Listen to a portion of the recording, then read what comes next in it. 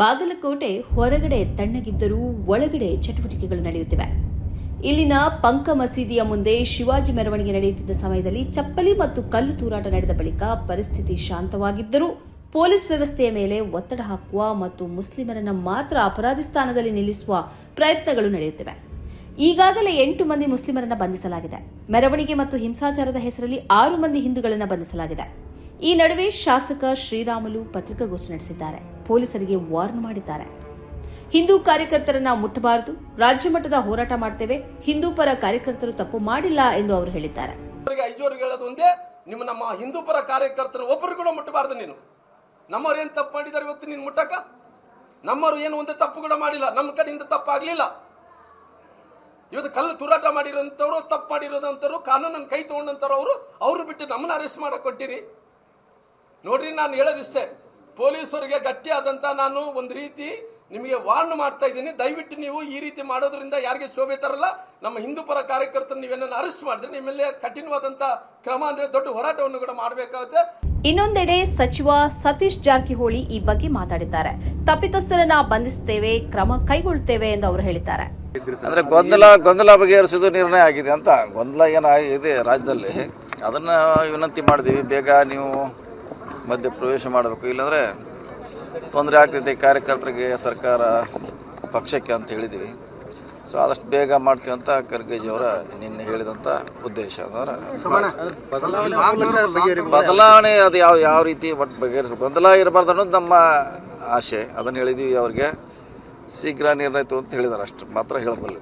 Sir, ಬಾಗಲಕೋಟೆಯಲ್ಲಿ ಮೊನ್ನೆ ಶಿವಾಜಿ ಜಯಂತಿ ವೇಳೆ ಮೆರವಣಿಗೆ ವೇಳೆ ಕಲ್ಲು ತೂರಾಟ ಪ್ರಕರಣ ದೊಡ್ಡ ಪ್ರಮಾಣದಲ್ಲಿ ಸತ್ತು ಮಾಡ್ತಾ ಇರುವಂಥದ್ದು. ಸದ್ಯಕ್ಕೆ ಇವತ್ತು ಶ್ರೀರಾಮುಲು ಅವರು ಹೇಳಿರುವಂಥದ್ದು, ಹಿಂದೂ ಕಾರ್ಯಕರ್ತರನ್ನು ಬಂಧಿಸಿದರೆ ರಾಜ್ಯಾದ್ಯಂತ ಹೋರಾಟಕ್ಕೆ ನಾವು ಸಜ್ಜಾಗ್ತೀವಿ, ಅಮಿತ್ ಶಾ ಅವರು ಪತ್ರ ಬರೀತೀವಿ. ನೋಡಿ, ಯಾರಿಗೆ ಪತ್ರ ಬರೆದಿಲ್ಲ, ಯಾರು ಭಾಗಿಯಾಗಿದ್ದಾರೆ ಕಲ್ಲು ತೂರಾಟದಲ್ಲಿ, ಹಿಂದೂಗಳಾಗಿರ್ಬೋದು, ಮುಸ್ಲಿಮರು, ಬೇರೆ ಯಾರು ಆಗಿರ್ಬೋದು ಕೂಡ ಅದನ್ನು ಪೊಲೀಸರು ಗುರುಸ್ತಾರೆ, ಪತ್ತೆ ಹಚ್ತಾರೆ. ಅವ್ರ ಮೇಲೆ ಬಗ್ಗೆ ಕೇಳ್ತಾರೆ. ಯಾರ ಬೇರೆ ಯಾರಿಗೋ ಹೋದ ಮನೆಯಲ್ಲಿದ್ದವ್ರಿಗೆ, ದಾರಿಯಲ್ಲಿ ಹೋಗೋರಿಗೆ ತೊಂದರೆ ಕೊಡ್ಲಿಕ್ಕೆ ಆಗೋಲ್ಲ. ಸೊ ಅದು ಸರ್ಕಾರ, ಪೊಲೀಸರು ನೋಡ್ತಾರೆ. ಅಲ್ಲಿ ಯಾರು ತಪ್ಪಿಸ್ತರೋ ಅವ್ರ ಮ್ಯಾಗ ಮಾತ್ರ ಕ್ರಮ ಆಗಬೇಕು ಅಷ್ಟೇ. ಆಗ್ತಾರೆ, ಟೈಮ್ ಬೇಕಲ್ಲ. ತಕ್ಷಣ ಯಾರು ಹಿಡಿಲಿಕ್ಕೆ ಆಗೋಲ್ಲ. ಅವ್ರನ್ನ ನೋಡಬೇಕು, ವಿಡಿಯೋಗಳನ್ನು ಪರಿಶೀಲನೆ ಮಾಡಬೇಕು, ಯಾರು ಭಾಗಿಯಾಗಿದ್ದಾರೆ ಅವ್ರ ಕ್ರಮ ಕೈಗೊಳ್ತಾರೆ.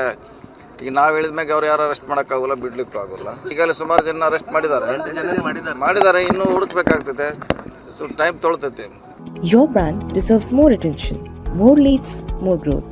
From powerful digital marketing that drives results to smart software solutions that streamlines your business and high quality printing that makes your brand stand out. Tundeja Publicity. ಈ ನಡುವೆ ಎಪಿಸಿಆರ್ ನಿಯೋಗ ಡಿಸಿ ಮತ್ತು ಎಸ್ಪಿ ಅವರನ್ನ ಭೇಟಿಯಾಗಿದೆ. ಅಧ್ಯಕ್ಷರಾದ ನಬೀಸಾಬ್ ಅವರ ನೇತೃತ್ವದಲ್ಲಿ ಈ ಭೇಟಿ ನಡೆದಿದೆ.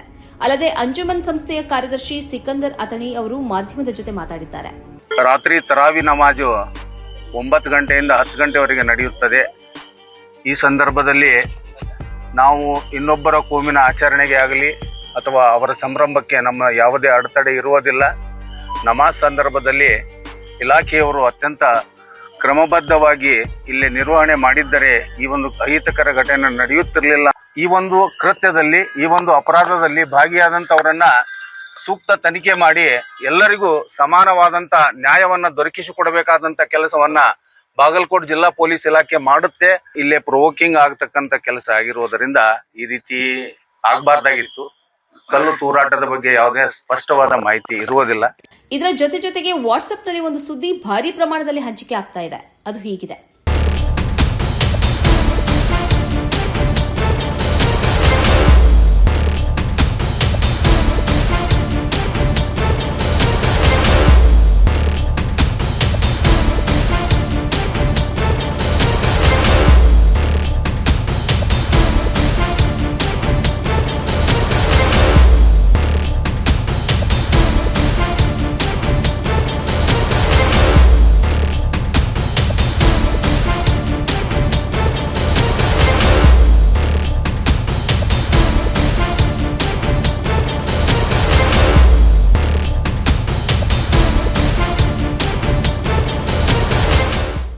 ಅಂತೂ ಶಿವಾಜಿ ಮೆರವಣಿಗೆ ಮತ್ತು ಆ ಬಳಿಕದ ಘಟನೆಯಿಂದ ಬಾಗಲಕೋಟೆಯ ಕಿಲ್ಲಾ ಓಣಿ ಸುತ್ತಮುತ್ತಲಿನ ಪ್ರದೇಶದ ಜನರು ಅನುಮಾನದಲ್ಲಿದ್ದಾರೆ.